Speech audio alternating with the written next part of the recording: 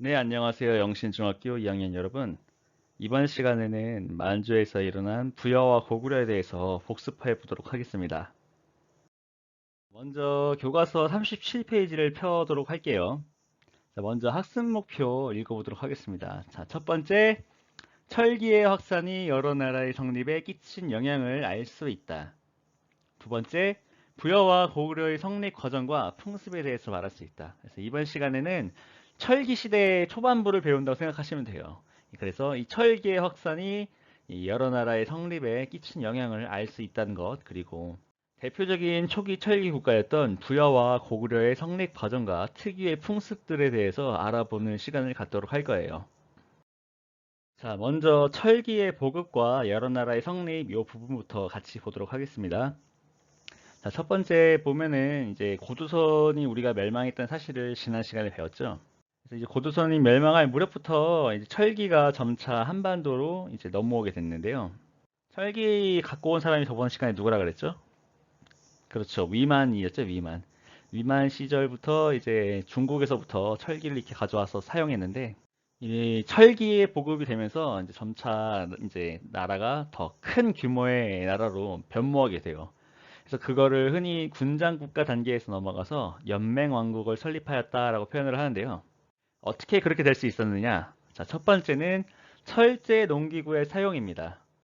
이제 땅이 단단할 텐데 이 철제 농기구를 사용해서 땅을 조금 더 깊게, 그러니까 돌을 쓸 때에 비해서 더 깊게 갈 수 있게 돼서 이제 조금 더 깊이 가리가 시작되고 이제 깊이 가는 게 시작이 되니까 거기에 뿌렸던 이런 이제 농작물들이 조금 더 생산성이 더 증가하게 됐어요. 그래서 이렇게 농업 생산량이 증가가 되었다라는 건데 농업 생산량의 증가로 인해서 또 이제 따라온 게 이제 인구의 증가가 따라오게 된 거예요. 쉽게 말하면 먹을 게 늘어나니까 이제 좀 더 아이를 갖기가 더 쉬워진 거고 이제 아이가 태어나니까 인구가 증가를 했겠죠. 또한 철제 무기라는 것을 이제 사용하게 됐는데 이 철제 무기를 통해서 청동기 시대에 비해서 전투력이 매우 많이 증가하게 돼요. 전 시간에 청동기 시대 때 배웠지만 청동기로는 이제 전투용 무기를 만들기는 거의 어려웠다고 배웠죠. 왜냐면은 청동기는 물은 재질이기 때문에 탁 이렇게 부딪히면은 이제 무기가 깨지는 경우가 발생할 수 있었기 때문이에요. 그에 비해서 철제 무기는 매우 단단한 무기였기 때문에 이 무기를 가지고 다른 나라와 이제 점점 전쟁을 많이 벌이게 되는 거예요, 전쟁. 그게 이제 정복 활동이 활발했다라고 표현하는 거예요. 그 결과로 여러 나라가 성립이 됐는데, 이제 오른쪽에 있는 그림을 보면은 부여, 고구려, 옥저와 동해, 그리고 맨 아래쪽에 이제 우리나라 쪽에 있는 뭐 마한, 진한, 변한 이런 나라들이 있었다고 합니다. 이렇게 철기의 사용이 시작되면서 사람을 묻는 풍습, 그러니까 무덤을 만드는 풍습이 좀 변했는데요. 먼저 첫 번째 유형으로는 널무덤이라는 게 있습니다. 널무덤. 이 널무덤이라는 것은 구덩이를 파고 나서 나무 널, 그러니까 나무 틀 같은 것을 넣어서 만든 무덤 형식인데요. 이 널이라는 게 뭐냐면은 널빤지를 말하는 거예요. 널빤지. 판판하고 넓게 켠 나무 조각을 의미합니다. 또는 이 널이라는 게 시체를 넣는 관이나 곽 따위를 전체적으로 통틀어서 일으키는 말인데요. 이런 식으로 관을 짜서 만들었던 소리예요. 또한 동무덤이라는 게 생겨서 이 아래쪽에 맨 아래쪽에 있는 그림이 동무덤인데 이거는 두 개의 항아리를 옆으로 이렇게 이어서 만든 무덤입니다. 이제 항아리를 쉽게 말하면 널, 그러니까 관으로 사용한 무덤이란 소리예요. 좀 이해가 가시죠? 자, 다음 38페이지로 넘어가도록 하겠습니다. 네, 이어지는 38페이지에서는 이제 부여의 성립에 대한 내용을 다루도록 할 건데요.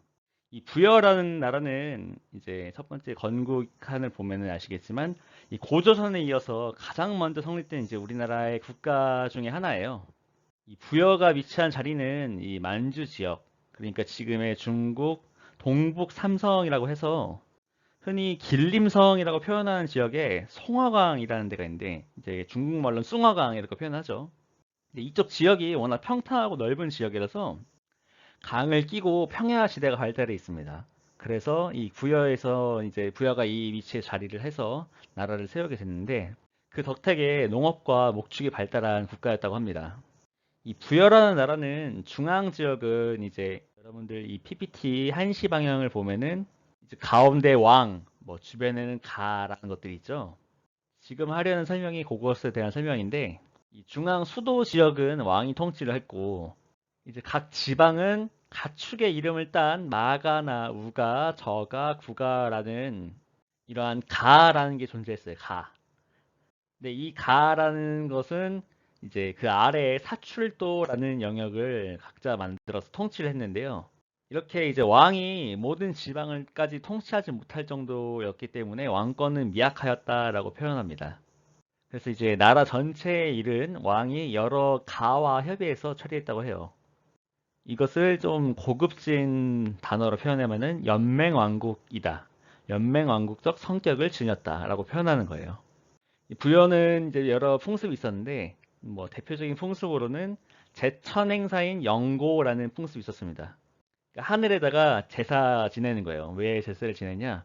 뭐 곡식이 잘 자라게 해주세요. 아니면 우리 뭐 백성이 평안하게 할 수 있게 뭐 빕니다. 이렇게 해가지고 제사를 지내는 거예요. 하늘에다가. 이 영고라는 제사는 매년 12월에 이제 했다고 합니다. 이때는 뭐 노래와 춤을 즐기고 뭐 죄수를 풀어주기도 했다고 합니다. 또 다른 풍습으로는 순장이라는 풍습이 있었는데 이 순장이라는 풍습은 왕이나 지배층, 그러니까 귀족들 여기에서 보면은 왕이나 가가 죽었을 때 이 노비나 신하 등을 이제 산채로 뭐 묻는다든지 아니면 죽여서 같이 묻는다든지 왕의 무덤에 어쨌든 같이 묻는 것을 순장이라고 해요. 지금 생각하면은 좀 되게 무섭고 좀 잔인한 풍습 같지만 당시에는 어쨌든 이러한 풍습이 있었다고 합니다. 또 부여는 엄격한 법률을 가지고 있었던 나라인데 뭐 살인자는 사형에 처하거나 또 그 가족은 노비로 만들었고 도둑질의 경우는 뭐 1을 뺏어갔으면 12를 갚아야 될 정도로 굉장히 엄격했다고 해요. 그래서 이렇게 12배를 배상하는 정책이 있었다 그래가지고 일책 12법이라고 표현합니다. 38페이지 아래쪽에 보면은 역사 탐구라는 게 있는데요. 이 부여의 건국신화 내용은 쉽게 말해서 부여도 역시 고조선과 마찬가지로 하늘의 뜻을 따라서 나라가 건국이 되었다. 이런 걸 강조하기 위해서 이제 기록된 내용이라고 보시면 될 것 같고요. 이 오른쪽에 부여의 정치 1 이쪽을 보면은 이제 뭐 가뭄이나 장마 같은 게 계속되게 됐고 이제 뭐 곡식이 있지 않는다 이러면 이제 왕이 덕이 없어서 부덕하기 때문에 왕이 이제 책임을 져야 된다 막 이렇게 했다는 내용이에요. 그래서 막 왕을 바꾸어야 한다 또는 죽여야 한다 이런 얘기를 할 정도였다고 하니까 우리는 이 부여의 정치 1칸을 통해서 알 수 있는 사실은 부여의 왕권이 미약했고 이 가라는 귀족 같은 사람들이 이제 힘이 셌다 이런 걸 좀 알 수 있죠. 그 아래에 부여의 정치 2를 같이 보도록 하겠습니다. 야, 이걸 보면은 뭐 군사를 일으킬 때 뭐 제사를 지내서 뭐 어쩌고 하고 뭐 소를 잡아서 그 굽을 봐서 기륭을 점쳤다라고 하는데 이거 앞에서 배운 중국 역사에서도 비슷한 거 있지 않았어요? 그렇죠. 갑골문 배울 때 우리가 이거 배웠었죠? 비슷한 거. 이 부여 같은 경우 이 부여 정치 2에 나오는 것은 우제전법이라고 해요. 우제전법. 소 발굽으로 점을 봤다 이거예요. 중국에서도 갑골문 이제 유적을 보면은 유물을 보면은 이걸 좀 알 수 있었죠. 그런 내용입니다. 좀 어렵진 않죠, 여러분? 자, 모두 좀 쉽게 쉽게 이해를 잘 하셨으면 좋겠어요. 많이 어렵지 않길 바라겠습니다. 다음 페이지 39페이지로 넘어가도록 하겠습니다. 네, 다음 고구려의 성립 39페이지 같이 보도록 하겠습니다. 이 고구려 같은 경우는 압록강 중류 지역에 있던 토착민들, 이 사람들을 우리는 맥족이라고 부르는데요. 이 흔히 지금 말하는 맥족 말고도 뭐 예족, 뭐 한족 이런 사람들이 있었는데 이 사람들은 모두 우리 민족의 뿌리를 이루었습니다. 근데 그 중에서도 이제 압록강 중류 지역에서는 이 맥족이라는 사람들이 거주했었는데 이들이 중심이 되어서 당시에 설치되어 있던 한해 군현, 우리가 전 시간에 한사군 이런 거 배웠었죠. 한사군, 뭐 낭랑, 현도 이런 것들. 이러한 군현을 몰아내고 여러 세력이 연맹해서 성립되었다고 합니다. 그게 이제 기원전 75년 정도로 추정하고 있는 거예요. 근데 이런 식으로 아까도 이제 부여에서도 잠깐 얘기 나왔지만 이런 연맹이라는 말 있죠. 연맹. 여러 세력이 이제 하나로 뭉쳐진 거긴 한데 이 사람들이 그래도 가장 좀 뛰어난 사람을 왕으로 추대는 했지만 이 추대된 왕은 어쨌든 실질적으로는 힘이 좀 약했습니다. 그래서 왕권이 미약하였다라고 생각하시면 되는데요. 이러한 과정에서 이 부여에서 내려온 주몽이라는 사람이 이 졸본 지역에 자리를 잡고 고구려의 왕위를 차지하게 됩니다. 이게 이제 기원전 37년에 있었던 일이고 이 시기를 이제 본격적인 고구려가 세워진 시기로 우리는 추정을 하고 있는 것이에요. 그래서 이제 졸본 지역의 특징이 산악 지역이 있기 때문에 고구려는 쉽게 말하면은 이제 식량이나 이런 것들을 확보하기가 좀 어려운 그런 위치에 있었다고 생각을 하시면 돼요. 뭐 우리가 쌀 생산 많이 하는데 어딥니까? 이렇게 물어보면 우리나라에서 뽑으라고 하면은 보통 전라북도 지역, 곡창지대 이렇게 얘기하죠. 전라남도나 전라북도 쪽. 산이 많은 지역인 뭐 강원도 같은 데를 우리가 곡창지대라고 표현하지 않잖아요. 그런 것처럼 이 졸본이 위치한 지역이 이렇게 산악 지역이기 때문에 이제 먹을 게 없었고 이런 먹을 게 없기 때문에 주변 지역을 점령해가면서 점점 나라를 좀 성장시켰다고 합니다. 전쟁을 많이 하게 되니까 당연히 무예를 중시했다는 것이죠. 요 오른쪽 위에 한시 방향에 있는 그림이 이제 무용총이라는 무덤에 있는 수렵도라는 건데요. 당시 고구려 사람들이 평소에 이런 활쏘기를 통해서 무예를 단련했고 사냥을 즐겼다는 것을 우리가 이제 알 수 있는 그림 자료라고 생각하시면 됩니다. 이 고구려의 초기 정치의 특징으로는 각 세력이 각자의 영역을 별도로 다스렸다고 하는데 방금 배웠던 부여와 좀 비슷한 면이 있다고 할 수 있겠죠? 그래서 이를 통해서 우리는 알 수 있는 것이 왕권이 미약하였다라는 것입니다. 고구려의 또 특유의 풍습으로는 제천 행사인 동맹이라는 게 있었는데요. 이 동맹이라는 제사는 매년 10월에 제사를 지냈다고 합니다. 또 가장 대표적인 풍습으로는 서옥제라는 게 있는데요. 책에 자세한 설명이 없어서 선생님이 따로 써봤습니다. 이 서옥제라는 게 뭐냐면은 신부 집에 서옥이라는 작은 별채를 지어서 그 서옥이라는 별채 안에 신랑이 들어가 살다가 쉽게 말하면 처갓집에서 이제 어느 정도 기간 동안에 사는 거예요. 같이 살면서 처갓집에 자기의 노동력을 제공해 주는 거예요. 남자의 노동력을 여자의 집안에 제공을 해준 다음에 일정 시간이 흘러서 이 부인과 이제 같이 살다가 낳은 아이가 있으면은 이런 부인과 아이를 다시 신랑의 집으로 데려가는 일종의 고구려의 일종의 결혼 풍습이었다라는 것이에요. 간단하게 얘기해서 이제 장인 장모 댁에 가서 일해주고 나중에 이제 부인과 자식을 다시 본인의 이제 본가로 같이 들어가게 되는 거죠. 이해가 가시죠? 많이 어려울 거라 생각하진 않습니다. 이 아래쪽에 같이 생각 넓히기 부분을 잠깐 같이 보도록 할 건데요. 요거는 고구려의 건국 신화입니다. 고구려 같은 경우도 결국에는 이 주몽이, 그러니까 추모왕, 이 추모왕이 북부에서 태어났는데 알고 봤더니 뭐 하늘신의 아들이고 엄마는 또 물의 신의 딸이래요. 뭐 이런 식으로 얘기를 하는 데다가 심지어 주몽은 알을 깨고 세상에 태어났대요. 사실 되게 뭐 지금 관점에서 보면 얼토당토하는 얘기를 하는 건데 당시 사람들은 나라를 세울 때 이런 건국 설화나 건국 신화 같은 것들을 다 이렇게 우리는 하늘의 자손이다 라는 것을 좀 강조했다고 생각을 해요. 그래서 뭐 고조선부터 내려서 오는 약간 이런 어떻게 보면은 뭐 문화적인 뭐 동질성 뭐 이런 게 좀 있다고 생각을 하시면 될 것 같아요. 어쨌든 그렇게 이제 뭐 신의 아들이었기 때문에 탈출 잘해서 나라를 세웠다 뭐 이런 내용이에요. 한 번쯤 같이 읽어보는 걸 좀 추천을 드리겠습니다. 다음은 40페이지 같이 보도록 할게요. 네, 다음 40페이지부터는 이제 한반도에서 일어난 옥저와 동해, 사만에 대해서 배우는 시간을 갖도록 하겠습니다. 네, 이 부분에서는 옥저와 동해의 정치와 풍습에 대해서 말할 수 있다. 사만의 정치와 풍습에 대해서 말할 수 있다. 요것을 좀 강조해서 중점적으로 배우도록 할 건데요. 옥저와 동해라는 나라는 어떤 나라였고 이 나라는 어떤 풍습이 있었나? 사만 같은 경우도 똑같이 이쪽에서는 어떤 정치를 했고 어떤 풍습이 있었나? 이런 것들을 좀 알아보는 시간을 갖도록 할게요. 네, 먼저 옥저와 동해에 대해서 알아보도록 할 건데요. 옥저와 동해는 위치상으로 한반도의 동북 지역에 위치했었습니다. 옥저 같은 경우는 함경도의 동해안 지역에 있었고 동해 같은 경우는 강원도 북부의 동해안 지역에 있었다고 하는데요. 이 두 나라의 특징으로는 왕이 존재하지 않았고요.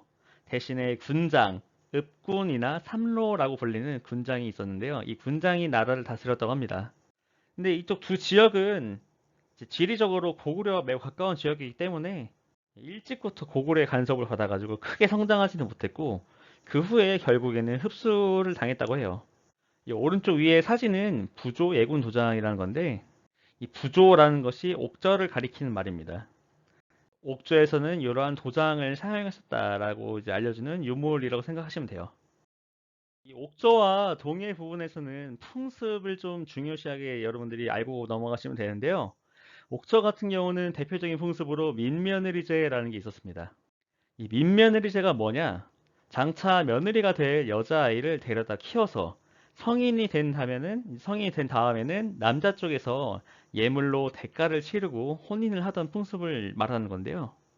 아까 고구려의 서옥대 같은 경우는 남자가 여자 집에 가서 살다가 다시 돌아온다고 했잖아요.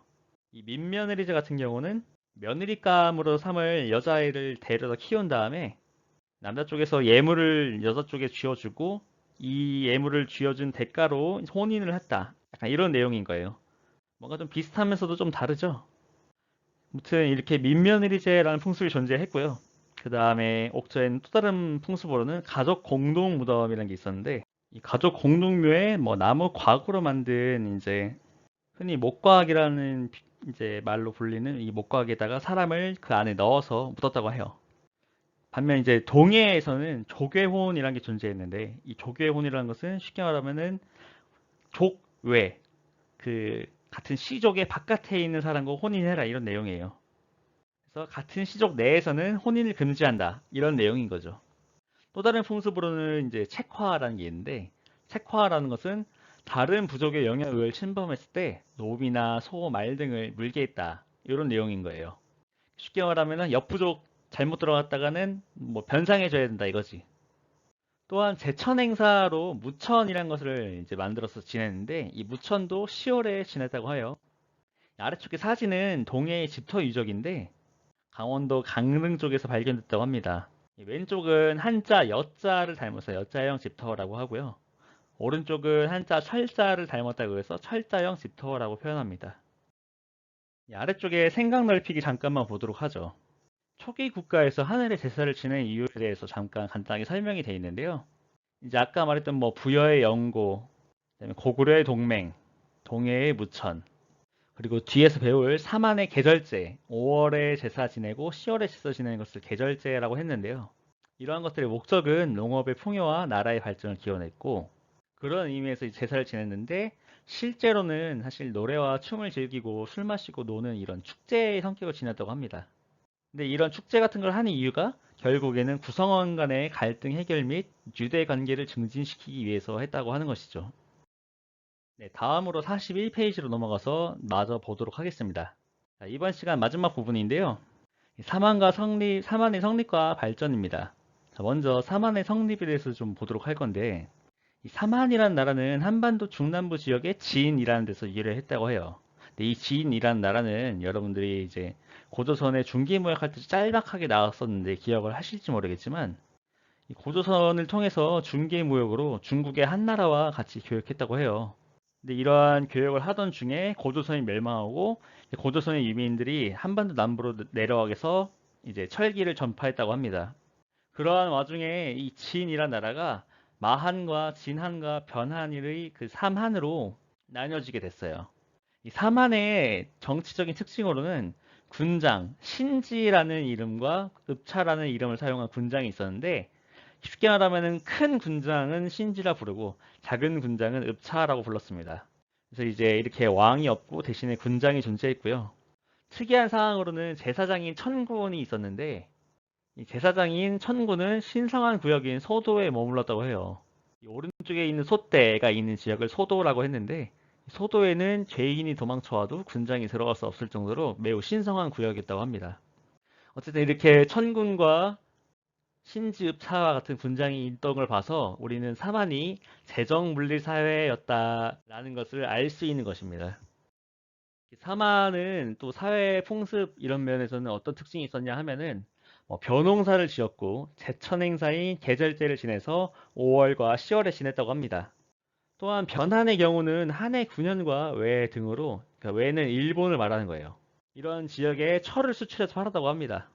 철이 많이 났다는 그 증거로는 아래쪽에 있는 뭐 덩이쇠라든지 철제 농기구 이런 것들을 통해서 우리는 사만 지역에서 철제 이제 무기나 뭐 농기구를 많이 사용할 정도로 철이 많이 생산됐구나라는 것을 이제 유물을 통해서 추측할 수가 있는 것이죠.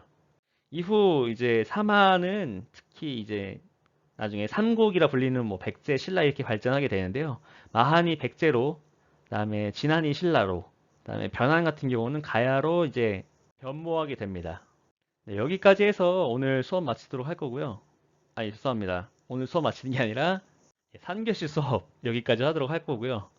이어지는 4교시에서는 이제 본격적으로 삼국시대에 대한 내용을 복습해 보도록 하겠습니다. 네, 이어서 계속 들어도 좋고요.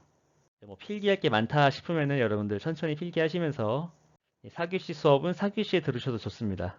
긴 영상 같이 수업 듣느라 고생 많으셨습니다. 감사합니다.